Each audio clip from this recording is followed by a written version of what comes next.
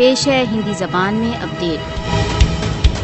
भारतीय सशस्त्र बल भारत द्वारा अवैध रूप से अधिकृत जम्मू कश्मीर में प्रतिदिन मानव अधिकार उल्लंघन करते हैं, जिसके लिए उन्हें किसी प्रकार उत्तरदायी नहीं ठहराया जाता। आर्टिकल 370 के बहिष्कार के पश्चात भारत द्वारा अवैध रूप से अधिकृत जम्मू कश्मीर में मानव अधिकारों की स्थिति और अधिक दयनीय हो गई है। 5 अगस्त 2019 के पश्चात से 890 से अधिक कश्मीरियों की हत्या की जा चुकी है, जबकि 2440 से अधिक हताहत तथा 24,500 से अधिक गिरफ्तार किए जा चुके हैं। कश्मीरियों के स्वतंत्रता के प्रयत्नों का भारतीय सरकार के काले कानूनों द्वारा दमन किया जा रहा है। मोदी शासन के अंतर्गत 48 संगठनों का कश्मीरियों को भयभीत तथा मौन करने के लिए प्रयोग किया जाता है। भारत द्वारा अवैध रूप से अधिकृत जम्मू कश्मीर संसार का सबसे अधिक सैन्यकृत क्षेत्र हो गया है, जहां पर 1 मिलियन से अधिक सैन्य बल नियुक्त हैं। भारत द्वारा अवैध रूप से अधिकृत जम्मू कश्मीर में भारत की कार्रवाइयां अंतर्राष्ट्रीय मानव अधिकारों का